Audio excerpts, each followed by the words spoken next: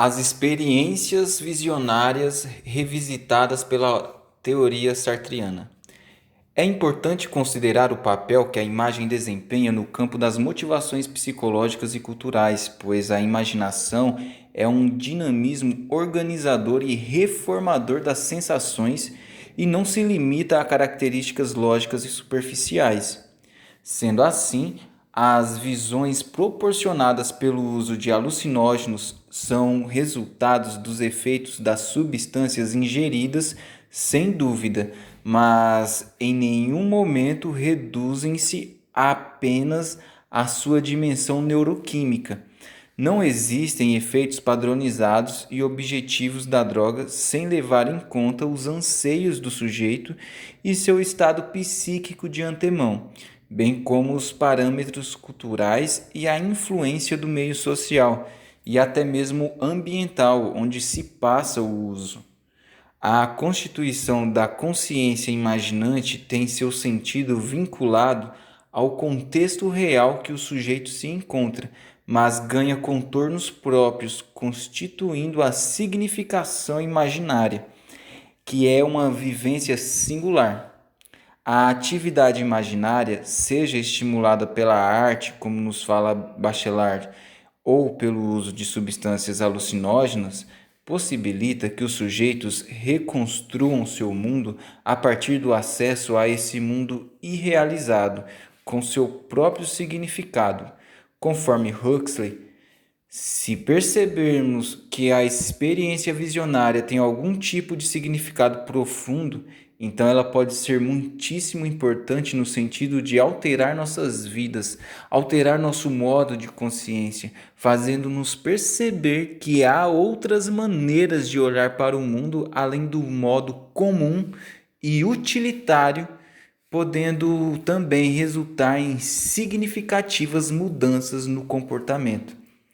Sartre elucida que na base da produção da imagem há uma experiência espontânea, ou seja, o sujeito em seu ser fica absorvido na situação imaginária, estando naquele momento não posicional de si, nem posicional do eu. Entretanto, a base para a entrada no imaginário é o imaginário social e a história social e emocional específica de cada sujeito. Esta condição está na origem da diversidade de significados do imaginário formado por cada sujeito nas experiências visionárias, que, mesmo tendo tomado a mesma substância alucinógena, constituem experiências singulares. Alguns falam com Deus, atingem o divino, outros formam imagens românticas, outros têm experiências aterrorizantes e etc. Pois cada sujeito tem como base de constituição de seu imaginário singular a sua experiência com o contexto social, religioso, político onde está inserido, bem como bem como suas experiências específicas que se desdobram em suas emoções e sentimentos, seu horizonte de possibilidades de ser, sua condição psíquica. A experiência visionária que possibilita a busca de valores superiores e o encontro com a dimensão transcendental, sendo uma experiência de êxtase, está diretamente relacionada ao envolvimento dos sujeitos em contextos místicos e religiosos.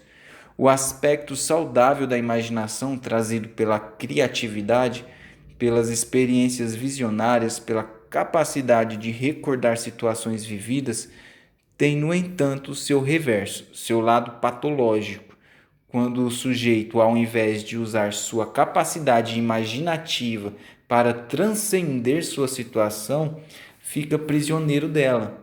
A pessoa prisioneira do irreal foge das exigências da realidade e se abriga na insipidez do mundo imaginário que nada lhe exige. O real é sempre novo e imprevisível, está sempre a nos exigir posturas, atitudes, a produzir emoções.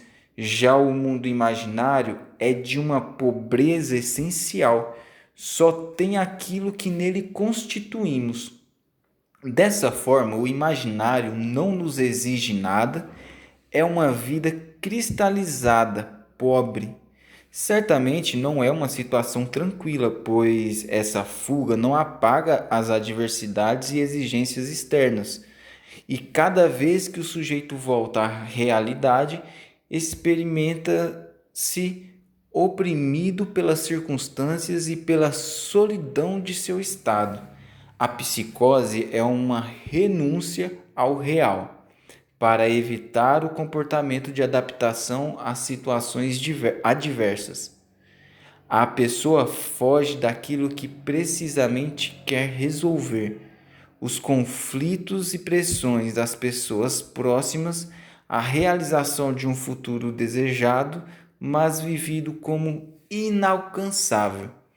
Não se trata somente de preferir adotar um objeto irreal frente a um real.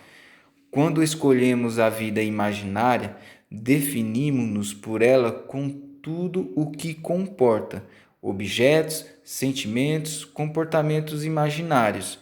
Trata-se de transcender não só a situação real, relacionamentos, aspectos sociais, materiais, etc., mas também escapar da própria forma como o real nos aparece, das exigências estabelecidas, das reações que esperam de nós, da própria maneira como nossos sentimentos se desenvolvem. Desta forma, buscar a origem da atividade imaginária é compreender a função da transcendência do ser concreto do sujeito em direção ao que ele ainda não é, ou seja, em relação ao seu futuro, seu desejo de ser. Para tanto, é preciso compreender sua história singular, sua afetividade, seu saber, seu contexto sociológico com as possibilidades de transcendência dada pelo mundo imaginário. Ganha-se com isso condições de verificar o papel efetivo que a função imaginária exerce na vida dos sujeitos. A imaginação traz um sentido que advém do real, mas que ganha contornos próprios, constituindo a significação imaginária. Desse modo, pode-se perceber como as visões proporcionadas pelo uso de psicoativos possuem grande importância e adquirem um significado especial para os sujeitos que as experimentam. A experiência imaginária é um aspecto central do psiquismo humano, pois sua função irrealizante permite ao sujeito transcender uma dada situação e, por isso mesmo, transcender a sua realidade, o que, por um lado, pode ser transformador e, por outro, alienador. Tudo depende da relação do sujeito com o mundo, de seu contexto antropológico, de sua situação concreta na vida de relações, da estruturação de sua personalidade, enfim, de seu projeto fundamental de ser e da função que a vida imaginária possa ter nesse conjunto.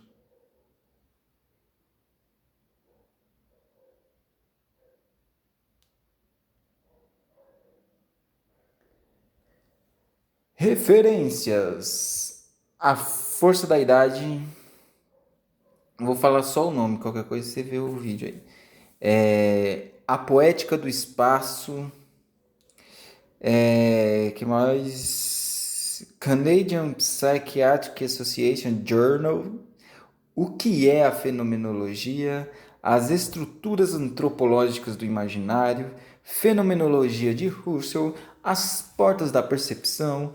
O Céu e o Inferno, 14º Congresso Internacional de Psicologia Aplicada, Opiáceos e Proibicionismo Contemporâneo, Drogas Psicotrópicas e seu modo de ação, Eu Venho da Floresta, Revista de Estudos da Religião, O Uso Ritual das Plantas de Poder, Ayahuasca, uma revisão, e Dependência de Drogas, a subcultura da droga e prevenção, conversando sobre as drogas, farmacologia, as drogas, aspectos culturais e simbólicos do uso dos enteógenos, efeitos da ingestão de ayahuasca em estados psicométricos relacionados ao pânico, ansiedade e depressão em membros do culto do Santo Daime, ayahuasca, psicologia, teoria e pesquisa,